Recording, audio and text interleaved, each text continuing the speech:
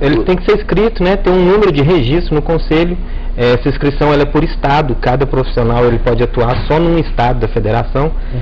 E ele pode verificar isso pelo número 4006-7500. É o número do Conselho Regional de Odontologia, né? Para saber se ele é, né? Para saber se ele se intitula especialista, se ele tem aquela especialidade ou se ele tem o registro de cirurgião dentista. Eu acho muito importante saber, inclusive, se tem especialidade, porque hoje na medicina estética, por exemplo, que não é a área de vocês, mas eu vejo que a pessoa precisa saber se o médico é habilitado naquela área, porque senão acontecem essas barbaridades que a gente vê por aí, né?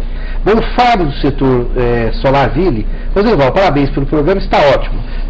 Gostaria de saber se tem remédio para o ronco e se o álcool ajuda no combate ao ronco. Doutora Melissa, eu acho que o álcool acho que não ajuda no combate. Na verdade, aí entra a questão de ronco e da apneia, que nem todo roncador é apneico.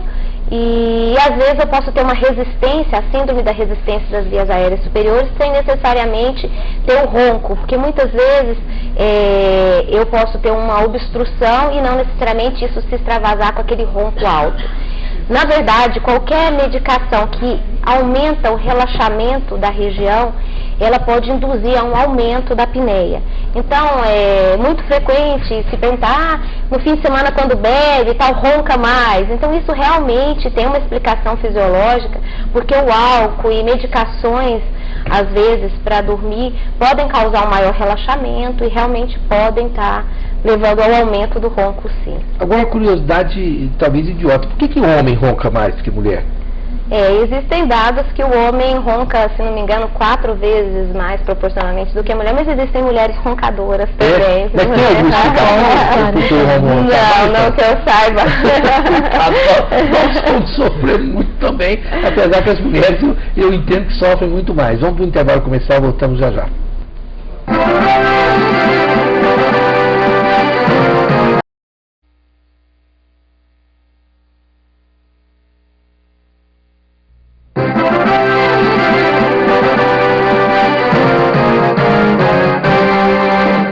Estamos de volta com a Opinião em Debate desta noite. O papel do cirurgião dentista no diagnóstico e no tratamento do paciente que respira pela boca.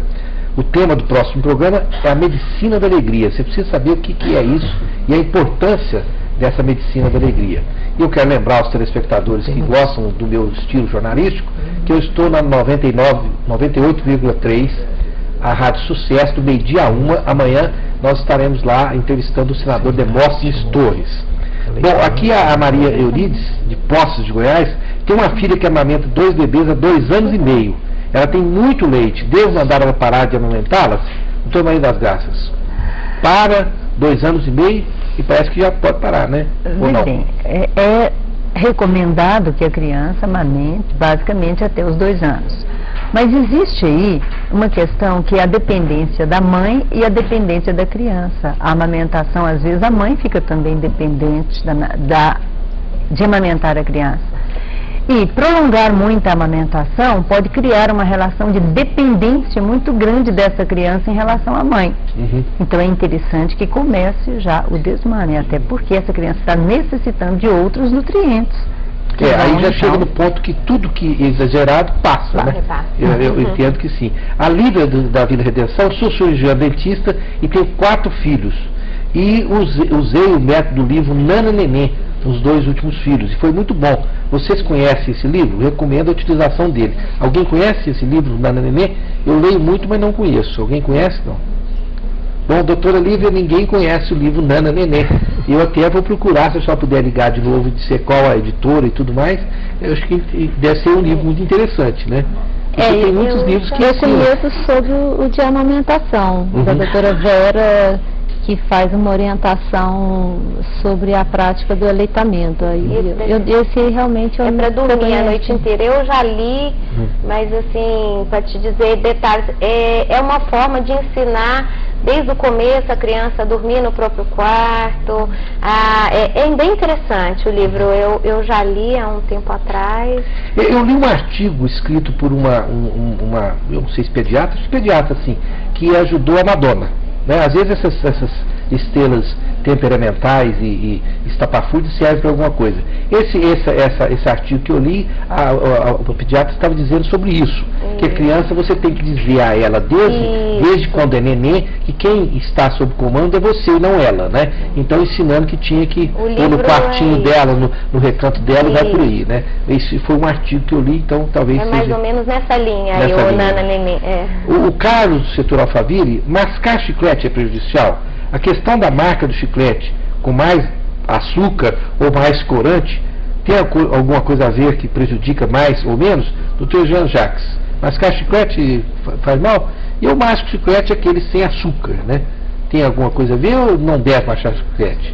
Não vejo que faz mal, né? E a questão do açúcar, Rosenwald, a gente tem que ter um uso racional do açúcar, né? Porque o açúcar é necessário, principalmente para pessoas que têm atividade, energia, né, para nossas atividades. Então, é um uso racional, usar no momento onde você pode fazer uma higienização logo depois, né? Não tem como você pedir às pessoas, de uma forma geral, que eliminem o açúcar. Ah, não, a partir de hoje você não come mais doce.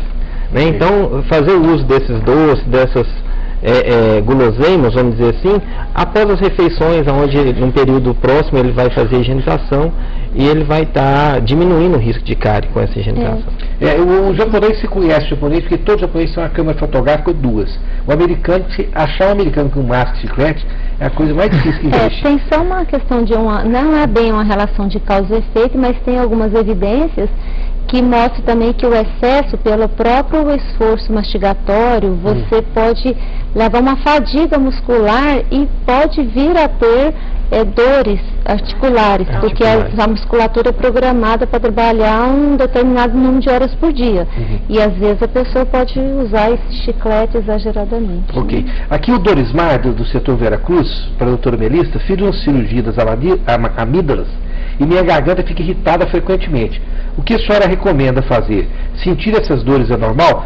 30 segundos, desculpa, para ver se está para responder isso. Importante saber o porquê. A irritação na garganta pode ter várias causas, desde alérgica, nessa época é muito frequente, tempo seco. Então o importante é realmente procurar o otorrino da confiança, ou que próprio que operou, para estar avaliando o porquê está sentindo essas dores na garganta. Ok. A Maria José de Anápolis gostaria de saber se a pessoa que fez faceta pode colocar aparelho. Sim ou não?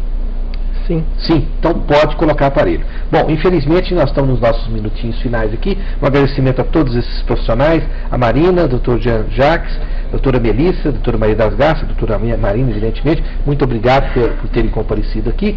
E as minhas considerações finais são as seguintes. É muito importante identificar a criança, o adolescente, o pré-adolescente, ou até o adulto que respira pela boca. E você deve usar uma força multidisciplinar, ir em vários especialistas para poder corrigir isso, seja no odontólogo, no fonoaudiólogo, no otorrinolaringologista, porque isso causa graves problemas para a pessoa. Então não pense que isso é um problema simples, porque não é. Faça o que você deve fazer e leve a pessoa para fazer o tratamento adequado. Até a próxima quinta-feira, se Deus quiser.